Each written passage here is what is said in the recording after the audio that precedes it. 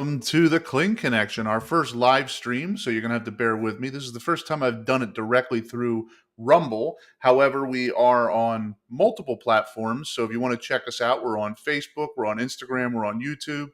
We're all over the place. We're on Odyssey. We're also on multiple platforms when it comes to any type of podcast. So Spotify, Stitcher, Amazon, you name it, we're there.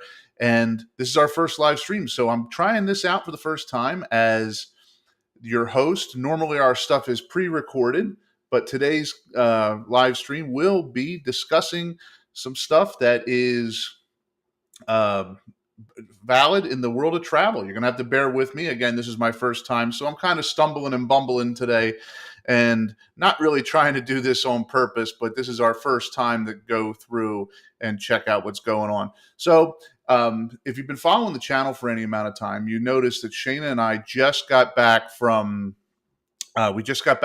Italy, and we were in Rome, we were in Pompeii, we were all over the place. Italy, beautiful country. If you get a chance to go to Italy, I would highly recommend it.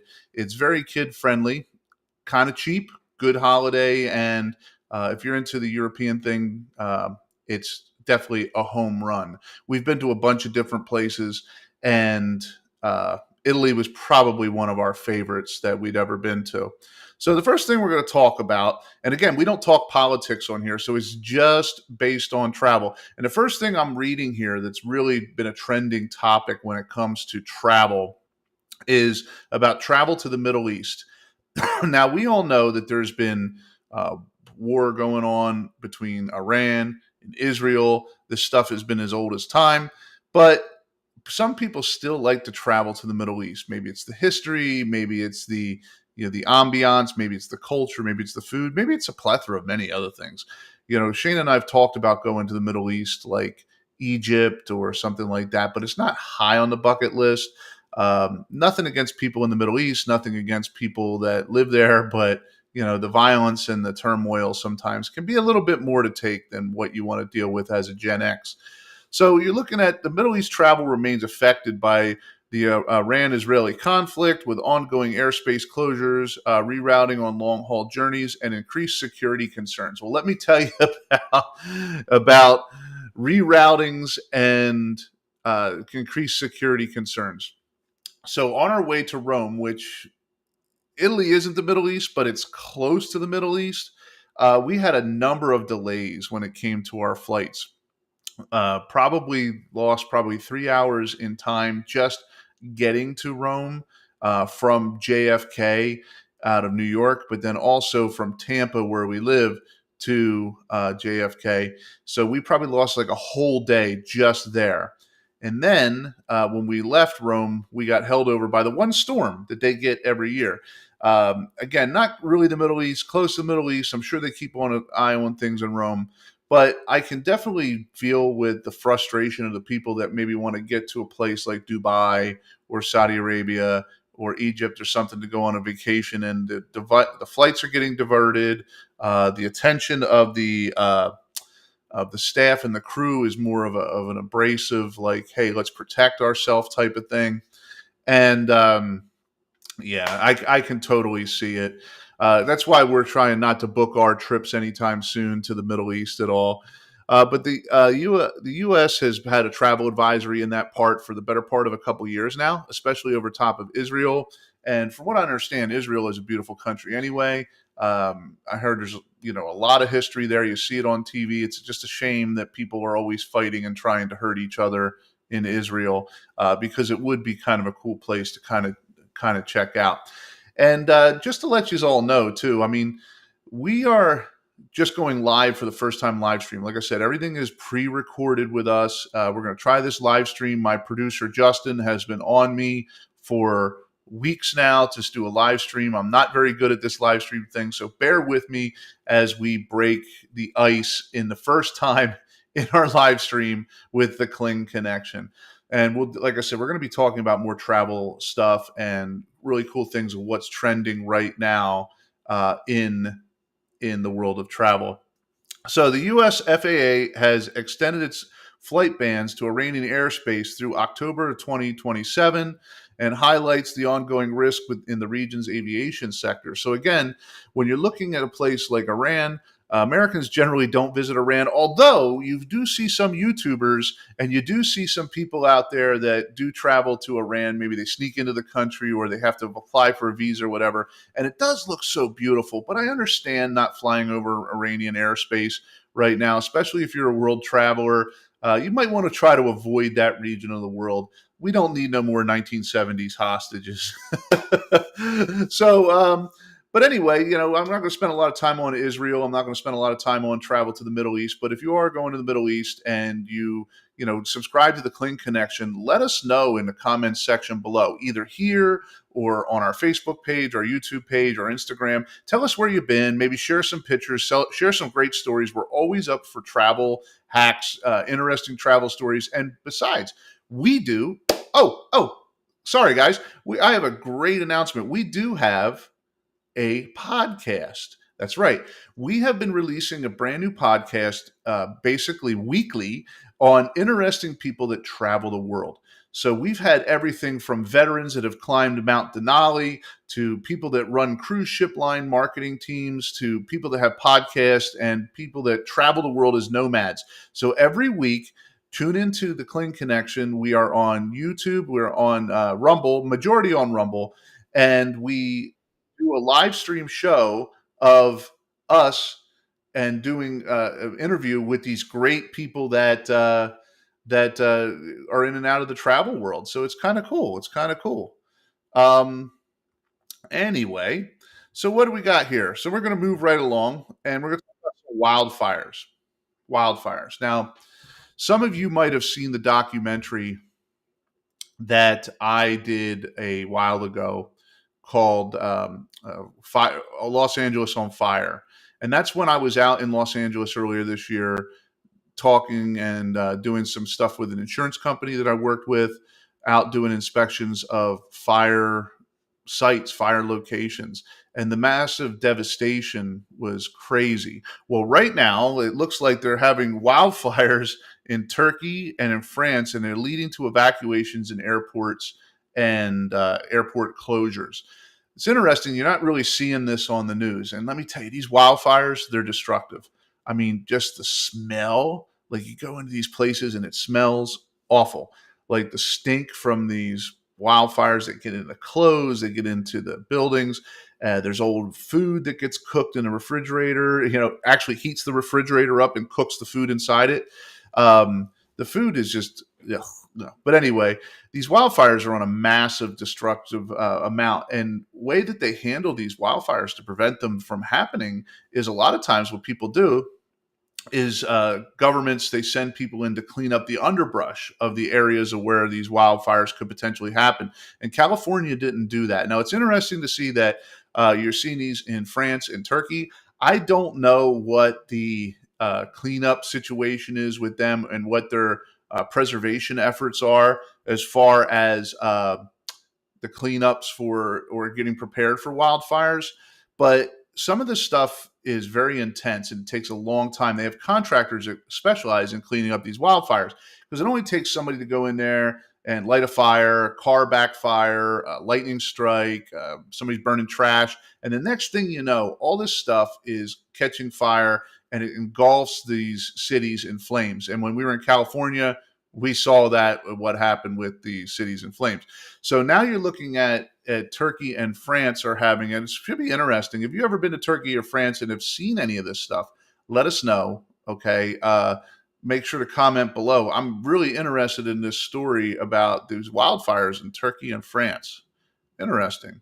So now, according to the University of Florida, traveler behavior is being shaped by concerns about weather, strikes, and politics, making flexible and real-time updates essential for planning trips.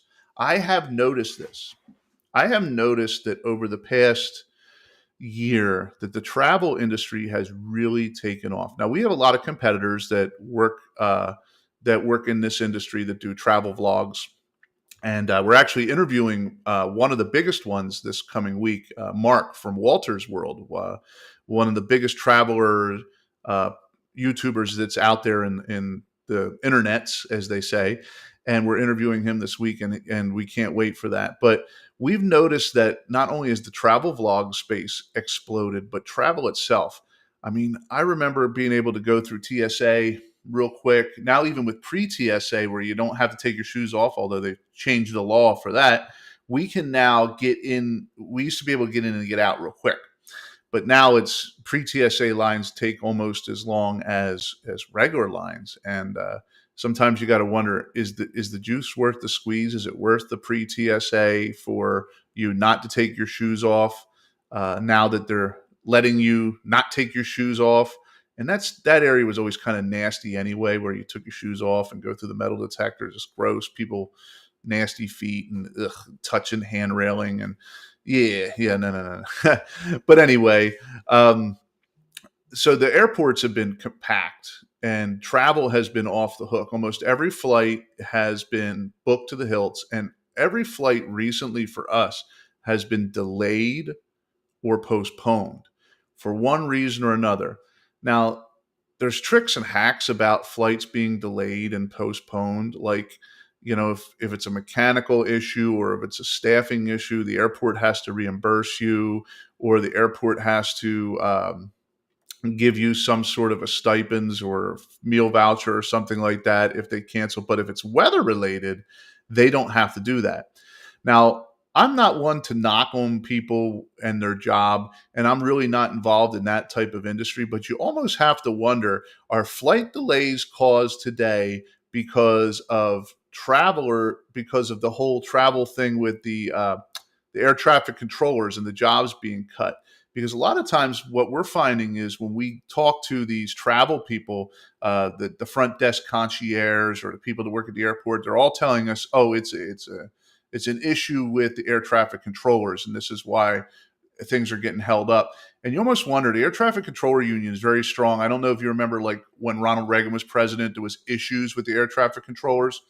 We're kind of facing that again because of cutbacks. So I almost wonder if this is a game they're playing to kind of interfere with the travel industry, so people get angry at the president and kind of get him to reverse his decisions on air traffic controllers. I don't know. That's just a theory. Maybe I'm wrong. If I'm wrong, leave it in the comments below. I'm always up for a good debate. I don't have all the answers. Sometimes these are just my feelings. But as far as planes being full, they are so packed. And one of the things that absolutely drives me crazy. I mean, like, you can see my hair starting to even go back now as it is. And when I'm on the plane, I start pulling my hair out worse, is people with their luggage and their carry-ons. Is this not out of hand? Is this really not out of hand with people and their luggage and their carry-ons? I mean, you'll go to an airport, and first of all, nobody checks bags because checking a bag costs you $35. Okay. Well, they won't check their bag, and they'll bring as much carry-on luggage as possible. And this absolutely drives me insane, because especially if you're in one of the back further zones, you might not get overhead space. And people take advantage of this. Not only, you can put a little bag in the seat in front of you on the airline. Okay. In your airport seat, you put a little bag, like a computer bag or a little satchel or something, but you take your other bag and you put it over top in the overhead space. Well, what ends up happening is that these people bring like a backpack, they bring a rolling bag, they bring a computer bag, and they're in zones like 4 and 5, and they stack the living heck out of everything above the where you're sitting. And then you're in like zone 8, you get on there just with one little bag, and all of a sudden you don't have a place to put your bag. And like, you're like, what the heck is going on here? And this is something that the airlines need to address, especially with the overcrowding of travel. It's out of hand. It's so out of hand, because when you stand in line and you see like a 2-year-old with a rolling bag and a big backpack, it's like, that's not all the kids' stuff. That's the parent stuff, and people totally take advantage. And I don't know what the answer to this is, because it's been this way for a while, but they all rush the door and they all try to get overhead space, and it really stinks. Everybody should get overhead space. I'm a firm believer that if the airline starts seeing people bring more than 2 bags, especially like a personal bag that you can stick under the seat, the airline should make them mandatory check that. And if I'm wrong, leave it in the comments section below. Say, Sean, you're way off base. People need to travel. The airline shouldn't charge $35. But, at what point are you taking advantage of the system, and do you have to take ownership of yourself when you're traveling? Okay. And when you're traveling and you know you're going to bring a lot of clothes, maybe you need to check a bag. What are you afraid of? The $35, or are you afraid of you're going to lose your bag? Which is it? And I can go on and on and on and on and on about that. But the traveling has been really hectic lately, and you see a lot of this. You see a lot of people. I see a lot of these videos, and one day I'm going to learn how to put it on this stream. These people that fighting is a new thing on planes. Now, we've always had issues where people get in arguments, but literally, like, I feel like I'm in like the WWF. I mean, has anybody else seen this or experienced it where, two people are like slugging it out on a plane about the most ridiculous stuff? Like, he took my window seat, or he wouldn't give my seat up. So that's become it's become kind of an interesting thing. And Shane and I actually ran into this when we were at, where were we coming from? We were coming back from the Virgin Islands a few weeks ago, and we had taken a trip back, and we flew out of St. Thomas, and we were flying to Puerto Rico. And then to Puerto Rico, we would fly back to our home airport in Florida. Well, the first things first, we get on this plane in St. Thomas, and this group of women sit in a row of chairs in front of us.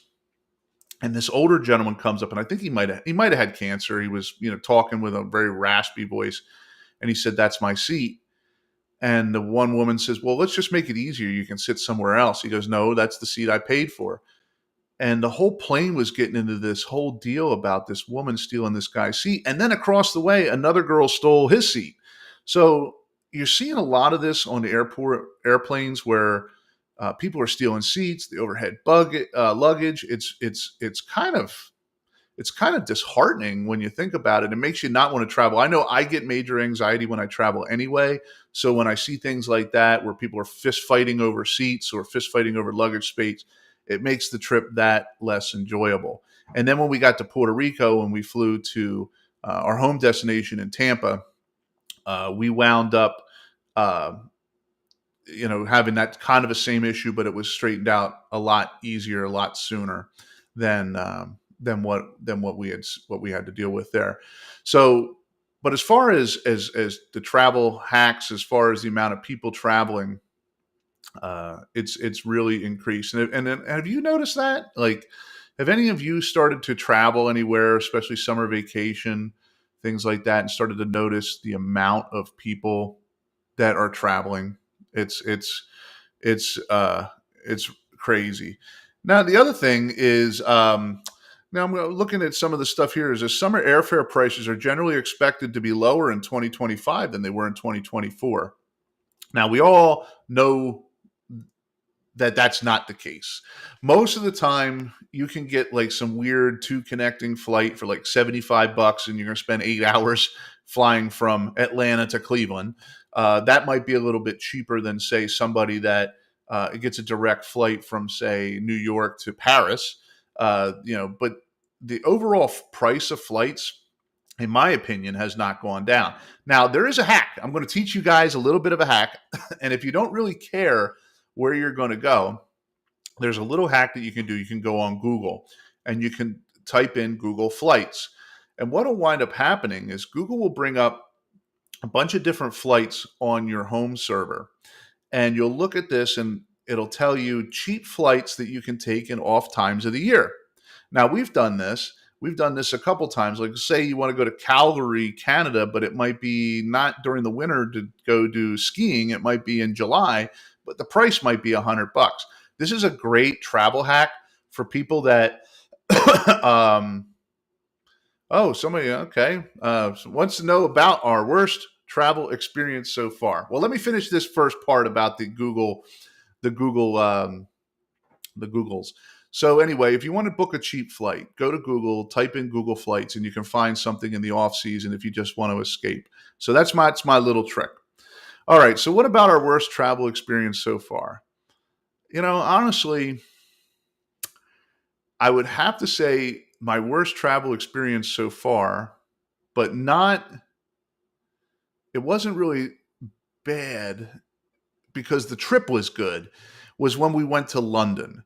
Now, if you were any follower of the Kling Connection, last year we went to London, and it was my first time in any European country, not counting the mainland, nothing. That was my first time. And Shayna is always in charge of booking the Airbnb or the hotel or wherever we're going to stay. And we got to the airport in Heathrow, and we were supposed to have a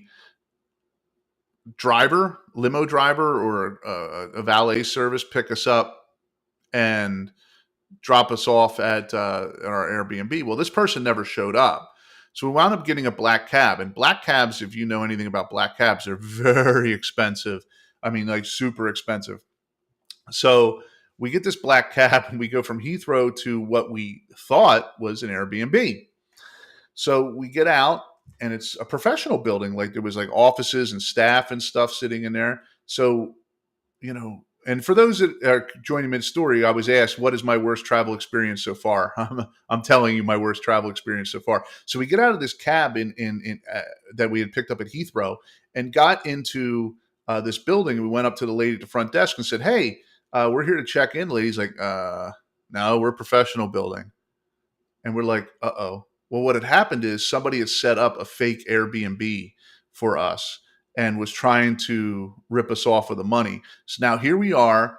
It's the evening time in London. We have no place to go. I've got 2 big bags. Shayna's got 2 big bags. We just spent $200 on a cab, believe it or not. $200, or euros or pounds or whatever they call it over there. And we're walking around. So finally we get a hold of Airbnb. They fixed, no, I'm sorry, it wasn't Airbnb. I take it back. It was VRBO. They fixed the rental accommodations, and we wind up going to another place. Well, we meet this guy, and he meets us over at this hotel, and we go into like a multi-unit hotel, and we get in the elevator, and the elevator gets stuck. Now we're trapped in an elevator with some guy, and I'm a big dude. And this elevator was maybe about 4 foot wide by about 6 foot long. So it was about the size of a coffin. We're trapped in this elevator in London, and we can't get out. And so the guy managed to peel the door open just a little bit and get on his cell phone, because we had no cell phone reception in this elevator. And he's calling out for help. And he finally gets a hold of somebody, and they send the fire brigade. And the fire brigade comes in with axes, and they rip the door open, and we go out to our room. And so if you're going to say what my worst travel experience so far, that was the worst experience. That set the tempo. Now, let me be just as plainly obvious with you, is for everything bad that happened in London, things were great in London. And Shane and I will be going back to the UK, so do pay attention to that to that future adventure. We might be trying Scotland, Wales, maybe Ireland. We have a lot of big trips planned into the future, and I don't really want to get too much into that. But if you're a Lord of the Rings fan like I am, you might want to watch some of the future episodes coming out, because we will be going to maybe some of those places in the future. But we do want you to tune in for our podcast, and we have some great podcast guests coming up. We release our podcast once a week, and it's right here on Rumble. So make sure to subscribe, follow along, and join us and on our adventures. So, all right, so let's take a look at what else you can do. So, despite lower prices, aircraft delivery delays and maintenance issues are hampering capacity recovery and potentially keeping prices from falling more sharply. Well, yes, 100%. Maintenance issues are killer on these planes. I know that we're going places, and they're even stopping planes for the little latches. The latches that hold the overhead compartments. The latches are breaking off, so the maintenance isn't there. The sanitation isn't there. I don't know if it's just short staff, or they're just turning around the planes, or the amount of people that are on the planes. And let me tell you something. If you take a flight to Italy, bring a pair of gloves with you, because these people, they visit the bathroom about every 30 seconds on the airplanes to Italy. Oh my God, it was like a continuous funnel of people. And I'm not trying to be gross. I can go a few hours without going to the bathroom, but some of these people were up every 5 minutes, going to the bathroom. They were there in a long time too. And it's an 8-hour flight to Italy. So you can see where the maintenance issues and stuff are starting to come up as far as when it goes with aircraft and stuff like that. So now here's an interesting thing, and we may be doing a video from this place soon. Shayna's got family that live in this country part time, so we may be doing something a little bit interesting here. And Cancun, Mexico is the top international destination for U.S. travelers this summer, followed by Paris, followed by London, Rome, Cabo San Lucas, and Punta Cana, according to TripAdvisor. Now, interesting, we might be doing something from Cancun. Have you guys ever been to Cancun? Have you ever seen it? You ever been to Cancun and spent a little time there? I've always liked Mexico's beaches. I think they're really pretty. I think the all-inclusive, if that's what you're into, is definitely worth the trip. The food is usually phenomenal. It's great entertainment when you go to these places. But if you look down the other places, Paris. If you guys ever been to Paris, I've never been to Paris. I've always wanted to go to Paris to check it out. I'm a big history geek, so I'd love to see where like Napoleon was and the Arch de Triomphe and the Eiffel Tower. Rome, we were just in Rome. I mean, feel free to ask me any questions you want about Rome. Just leave them in the comments section below. I'll try to answer them for you. But the Colosseum in Rome was pretty cool. The history, they really embraced their Roman ancient culture in Rome. And outside of the city, when we were in Pompeii and the other historical areas that we were in, we were in Anzio. And again, if I am geeking out here because I was in Anzio, there was the World War II battle in Anzio, and my late step-grandfather, his brother, was killed at Anzio, and apparently he was buried over there. I didn't know him. He was dead 50 years before I was born. But it would have been cool to go see his grave on. I don't remember his name, but the history in Italy is really cool. They really embrace their history. They love their history in there. And then Punta Cana and Cabo San Lucas. Have any of you ever been there? I've never been there. I don't know. I like the islands, but I don't like the islands. I have a love-hate relationship with the islands. I mean, some islands they're just gorgeous, but I can only take scenery so much, and I want things to do. Now, Shayna, she loves to go swimming, loves to go snorkeling. I have a few restrictions that don't allow me to do some of that stuff all the time. But, it's great if you want to catch, some ocean air, maybe have a drink and watch some entertainment, things of that nature. But I don't know. I have a love-hate relationship with the islands. I like them, but I don't like them. I'd much rather go to some place like Europe or the Orient or some place like that. Now, some of you might be more into the islands. Some people really love cruises. Shane and I have done cruises. Not really big on the cruises. If we're going to go to a country, we'll go to a country and not just do a cruise. But have any of you ever done, any of you watching ever done a cruise or going to the islands in the Caribbean or a cruise anywhere, really? Just let me know. I'd be interested to get your feedback from it. We've interviewed some cruise people here on our podcast, and it was pretty fun. So, but I'm glad you guys joined me today. I'm going to kind of wrap this up here in a minute or so because this is our first time ever doing a live stream. I'm going to be a lot better. I'm going to work on it, and my producers will help me along with that. I want to thank my producers. I want to thank Jen. I want to thank Justin. I want to thank Leanna. I also want to thank Shayna, the members of all of our team that helped make this possible in the Kling Connection. You can follow us on Rumble. We're on Instagram. We're on Facebook. We're on YouTube. We're on Odyssey. We're pretty much anywhere you can go. You can TikTok, LinkedIn. You can find us at the Kling Connection, or you can check us out at theklingconnection.com.